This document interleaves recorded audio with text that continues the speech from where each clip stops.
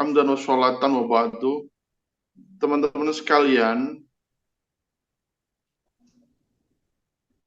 2 tahun terakhir ini pertarungan elit begitu sangat keras dan ini tidak lepas karena posisi pemerintah hari ini, terutama rezim yang berkuasa, tidak ikhlas untuk melepas peluang dan kesempatan suksesi kepemimpinan ini berlangsung secara aman dan damai.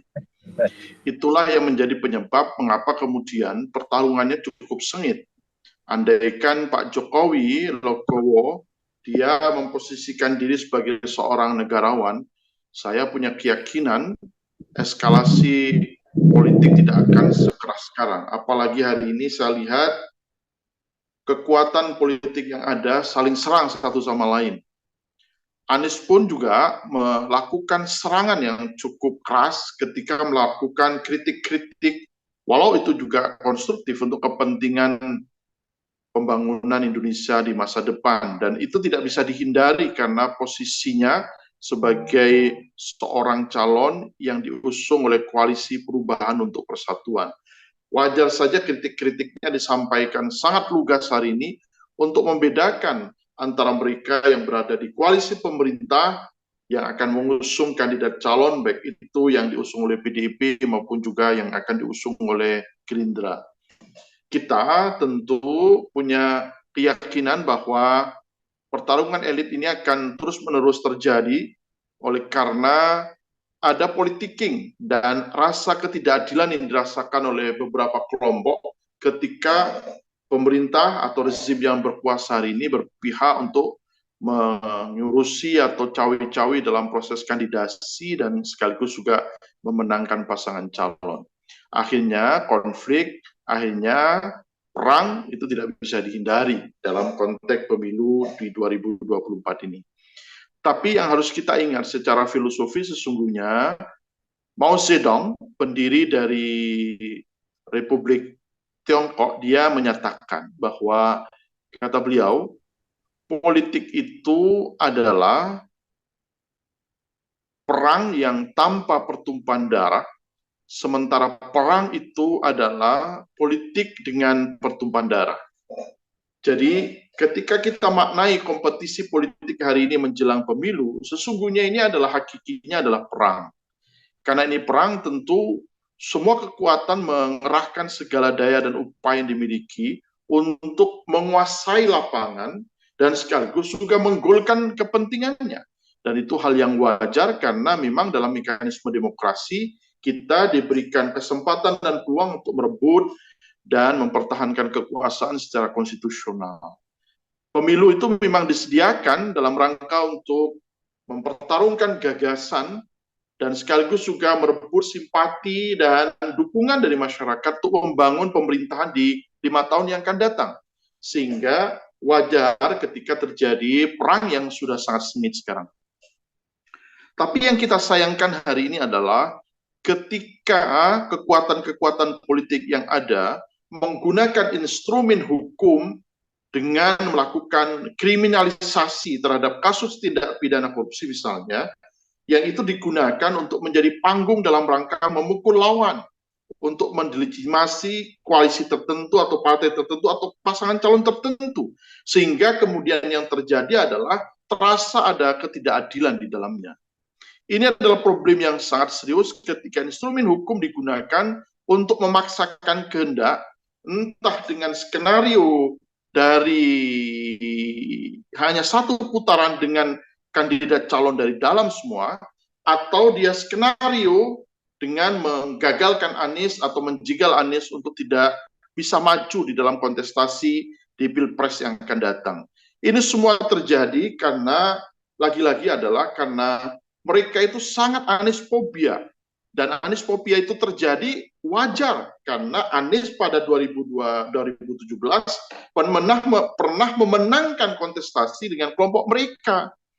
Jadi pada saat Anies juga dikepung saat Pilkada DKI Jakarta dan memenangkan pertarungan itu yang sebetulnya adalah trauma tersendiri bagi mereka. Mereka masih belum move on sehingga melakukan gerakan-gerakan untuk mendelegitimasi, mengkriminalisasi, dan sekaligus juga membubarkan koalisi yang dibangun oleh Anies dalam rangka membangun perubahan untuk persatuan di Republik ini.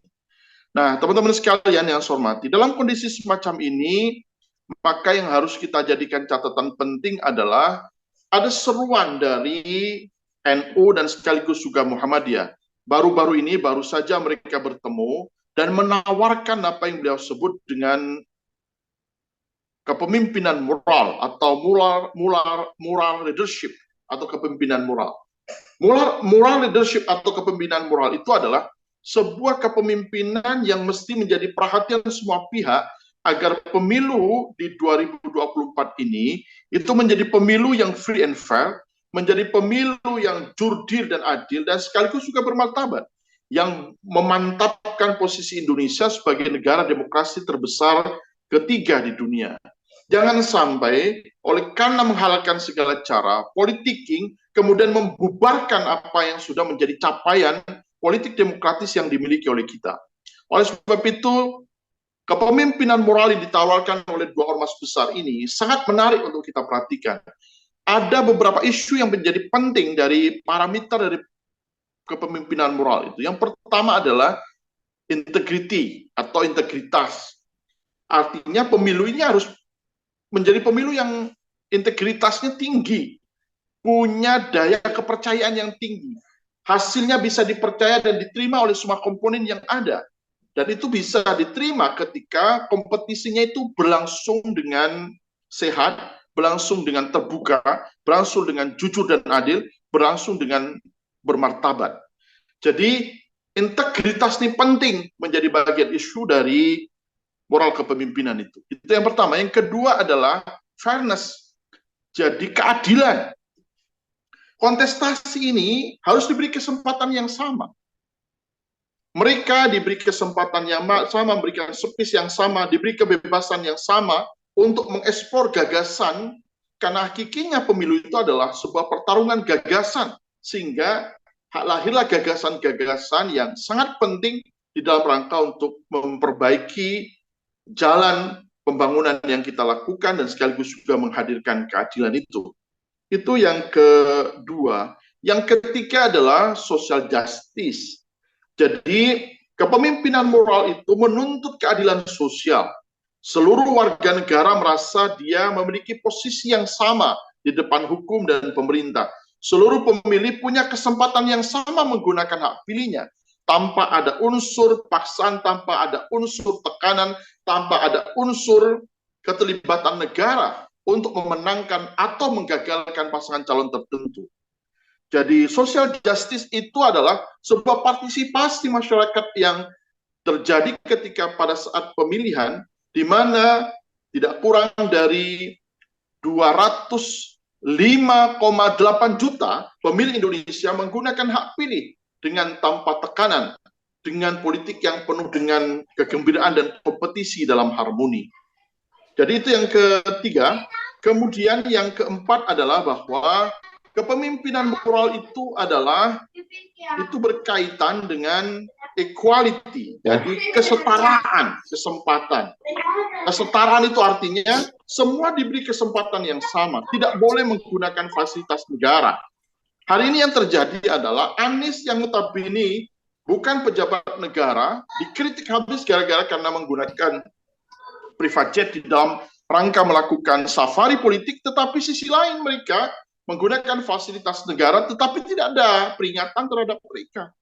Ini semua membuktikan bahwa equality-nya tidak terjadi di dalam rangka untuk menerapkan atau melaksanakan penyelenggaraan pemilu ini. Kemudian yang terakhir adalah kepemimpinan moral itu juga berkaitan dengan apa yang kita sebut dengan respect to diversity. Jadi punya kehormatan, punya penghargaan terhadap keanekaragaman. Tidak mungkin semua pendukung atau pemilih di Republik ini semua menjadi Anies. Tidak mungkin semua menjadi Ganjar. Tidak mungkin semua menjadi Prabowo. Pasti di antara mereka ini ada yang ke Anies, ada yang ke Prabowo, ada yang ke Ganjar. Sebagai bagian dari 3 kandidat calon presiden potensial yang akan maju pada Pilpres 2024 yang akan datang. Oleh karena itu penghargaan menjadi penting, menghormati juga penting. Tapi hari ini di berbagai media, terutama dalam media-media sosial, ternyata hoax, fitnah, hate speak itu terjadi. Dan itu sesungguhnya adalah bagian dari sesuatu yang terlarang dalam praktik demokrasi kita.